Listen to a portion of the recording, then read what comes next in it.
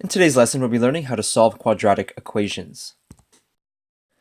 Solving quadratic equations involves factoring.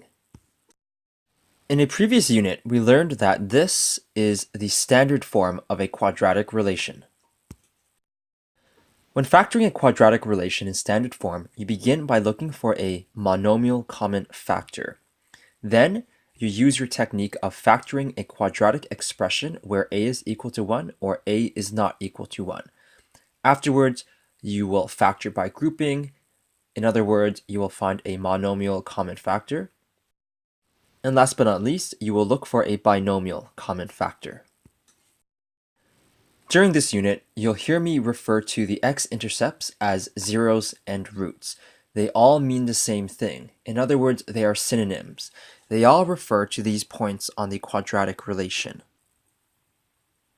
when y is equal to 0. In our first example, we have a basketball that is tossed from the top of a 3-meter wall. 3 meters is an important piece of information. The path of the basketball is defined by the relation y equals negative x squared plus 2x plus 3. That is a very important piece of information, where x represents the horizontal distance traveled in meters and y represents the height in meters above the ground. How far has a basketball traveled horizontally when it lands on the ground? When you're dealing with a word problem, the first thing you want to do is do a rough sketch.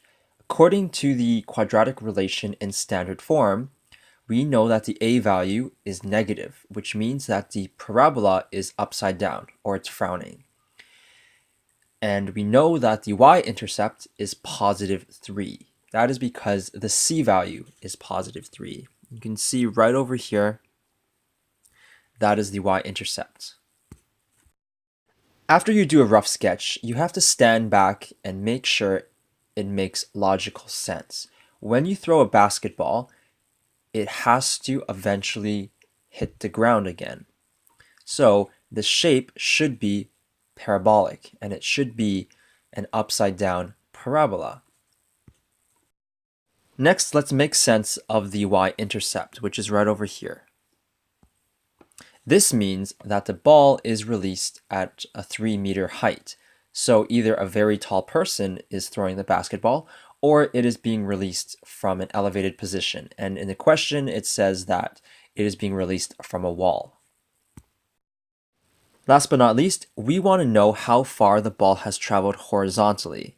So we want to know the distance between these 2 points. So the x-intercept and the origin. In real life, certain parts of this parabola doesn't make sense. So this section of the parabola means nothing in real life. And this part means nothing in real life, since the ball can't really go underground. By doing a rough sketch, that will give you a general strategy of how to approach the question. And we know that we need to look for the x-intercept value. At this point, you know that we need to find an x-intercept, which means we are going to have to factor our quadratic relation. Let's begin by rewriting our quadratic relation, which is y equals negative x squared plus 2x plus 3. I want you to take a close look at the numbers we have here. There is a negative 1, a positive 2, and a positive 3. Let's look at a monomial common factor, and the only common factor I have here is a negative 1. Therefore, I'm going to factor out a negative 1. I'm not going to put the 1 in, so that becomes positive x squared, negative 2x, and negative 3. If you're not sure you factored this correctly, you can always use the distributive property to double check your answer.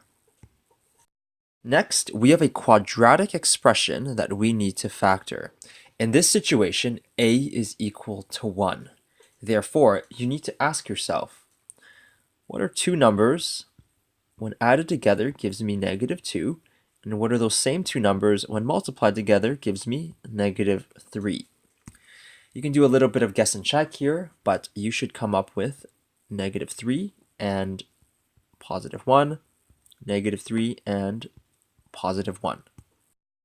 Therefore, when I factor this quadratic expression, the negative sign stays the same. You now have two binomials, which is x minus 3 and x plus 1.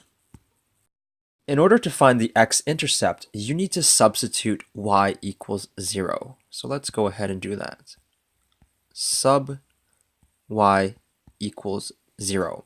In the context of this problem, we want to know when the ball hits the ground. At what horizontal distance does the ball hit the ground? And that is when the height is 0. So I'm going to replace the y with a value of 0, and I'm left with exactly the same stuff.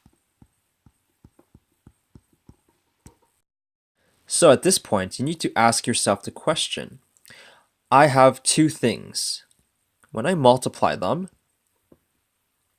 the answer is 0. So either one of these binomials has to be equal to 0, or the other binomial is equal to 0, or they're both equal to 0. So let's write those possibilities down. So x minus 3 is equal to 0, or x plus 1 is equal to 0. At this point, all you need to do is isolate x and solve for x. So I think all of you know how to do that already. You just need to do the opposite. So add 3 to both sides. That cancels out. So x is equal to 3. And on the other side, I am going to subtract 1 from both sides. That cancels out, and you get x is equal to -1.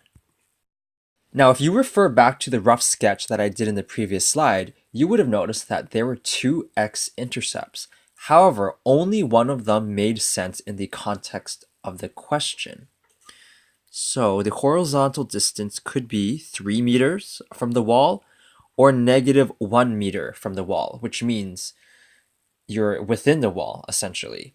So that should mean that only x equals 3 meters makes sense in real life. The value of x equals -1 meters doesn't really make sense in the context of our question. So we're going to disregard that value.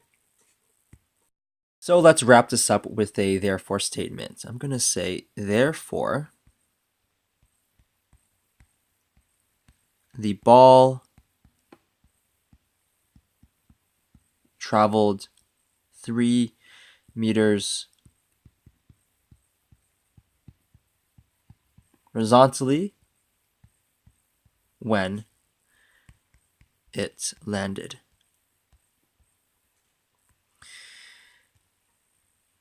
And the most important part of doing these real-life questions is making sense of the numbers relative to the actual scenario that is given. Because you should take a step back and realize that a -1 meter value doesn't really make sense.